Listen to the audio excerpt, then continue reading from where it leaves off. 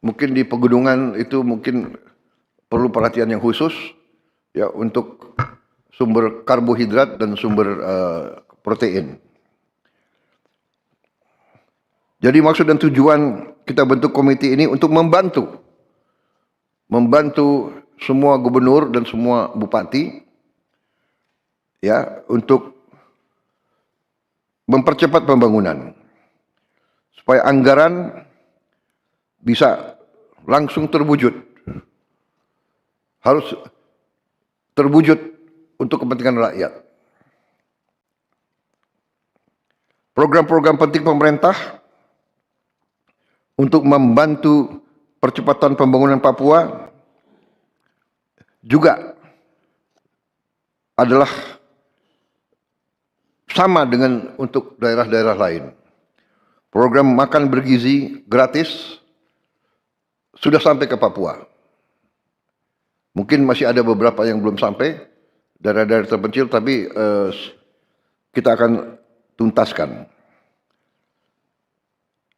Sekolah rakyat juga harus juga dinikmati sampai di tiap kabupaten. Kampung nelayan tentunya di daerah pesisir. Pembangunan fasilitas umum, ketahanan pangan, food estate, ini menjadi prioritas. Jalan Trans Papua juga harus kita tuntaskan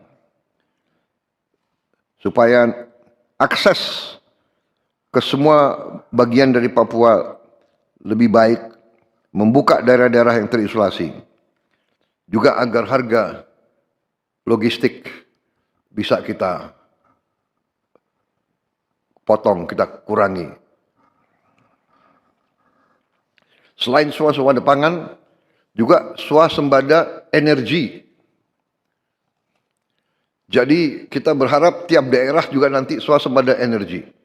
Saya kira Papua punya sumber energi yang sangat baik dan Menteri ESDM juga sudah merancang bahwa daerah-daerah Papua harus menikmati hasil daripada energi yang diproduksi di Papua. Di samping itu, kita ujungnya nanti daerah-daerah yang sulit, kita harus dengan menggunakan tenaga surya atau tenaga air. Teknologi tenaga surya sekarang sudah semakin murah dan ini bisa untuk mencapai daerah-daerah yang terpencil. Juga tenaga hidro juga sekarang ada hidro yang mini yang bisa juga dipakai di daerah-daerah yang terpencil. Ini semua adalah supaya ada kemandirian tiap daerah. Kalau ada tenaga surya dan tenaga air, tidak perlu kirim-kirim BBM mahal-mahal dari daerah-daerah lain. Dan juga nanti kita berharap di daerah Papua pun harus ditanam kelapa sawit supaya bisa menghasilkan juga BBM dari kelapa sawit. Juga tebu menghasilkan etanol. Singkong, kasava juga untuk menghasilkan etanol. Sehingga kita rencanakan dalam 5 tahun semua daerah bisa berdiri di atas kakinya sendiri, swasembada pangan dan swasembada energi. Dengan demikian, kita akan menghemat ratusan triliun untuk subsidi, ratusan triliun untuk import BBM dari luar negeri. Tahun ini, tiap tahun kita mengeluarkan ratusan triliun untuk import BBM. Kalau kita bisa tanam kelapa sawit, tanam singkong, tanam tebu, pakai tenaga surya dan tenaga air, Bayangkan berapa ratus triliun kita bisa hemat tiap tahun. Menteri SDM, berapa import kita BBM dari luar? 520 triliun. Bayangkan, kalau kita bisa potong setengah, berarti ada 250 triliun. Apalagi kita bisa potong 500 triliun. 500 triliun itu berarti tiap kabupaten bisa punya, kemungkinan bisa punya 1 triliun. Tiap kabupaten. Bagaimana membangunnya kita coba? Bayangkan kita biar negara kayak apa. Ini bisa kita lakukan. Potensinya ada, rencananya ada, dan kita akan buktikan. Kita akan buktikan bahwa kita menuju ke situ. Tidak bisa seketika, tapi kita sudah mulai ke arah situ.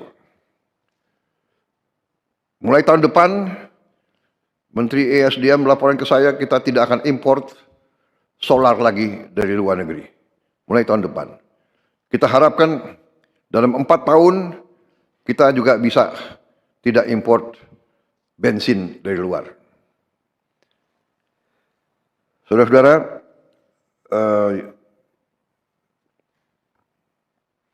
yang saya minta para bupati, para gubernur, koordinasi yang sangat dekat sama komite dan sama pihak pusat dari Bappenas, ya, dan menteri-menteri terkait, sehingga bagi kita jelas prioritas saudara apa. Silakan saudara-saudara merancang, para bupati sama gubernur, apa yang menjadi perhatian utama saudara-saudara, kesulitan utama saudara-saudara, prioritas saudara-saudara. Tidak mungkin kita bisa selesaikan semua seketika. Tapi kalau kita punya prioritas saudara-saudara, kita akan cocokkan dengan kemampuan yang bisa kita lakukan sekarang. Yang jelas dana otonomi khusus, ya, yang tahun ini belum dicairkan, ya, Menteri Keuangan. Dana otonomi khusus Pak sudah dicairkan Pak semuanya untuk tahun ini 12,696 triliun Pak. Tahun ini. Ini akan jadikan 1 tahun depan. Tahun depan berapa dana otonomi khusus? Dana otonomi khusus tahun depan agak turun Pak, di anggaran tahun 2026 itu sebesar 10 triliun. Jadi tahun depan kita akan punya 12 tambah 10. Yang tahun ini kan akan dijadikan 1 sama tahun depan.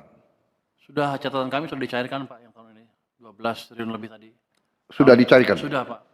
Tahun depan ke daerah-daerah? Sudah, ke daerah-daerah semua Pak. Sudah, ya, berarti. Para gubernur sudah? Sudah? Oke, tahun depan kita coba kalau ada penghematan di bidang lain kita samakan kembali, ya. Ya. Tapi saya minta benar-benar para gubernur, bupati bertanggung jawab, ya.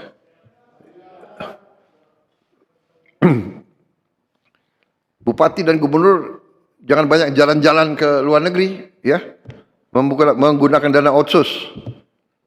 Bisa? Kok jawabannya kurang?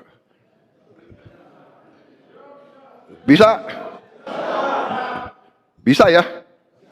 Ini sekarang ini rakyatmu itu sudah pinter-pinter, semua punya gadget, ya. Nanti Mendagri, ya, awasi, ya. Jangan bupati terlalu lama ada di Jakarta. Saudara bertanggung jawab kepada rakyatmu, ya.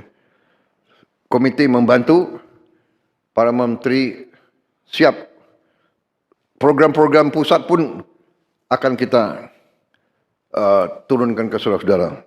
Sebagai contoh, MBG mungkin untuk satu provinsi ujungnya juga sangat besar itu, ya. Karena MBG itu akan memberi makan ke semua anak. dari mulai usia dini sampai kurang lebih umur 18 tahun.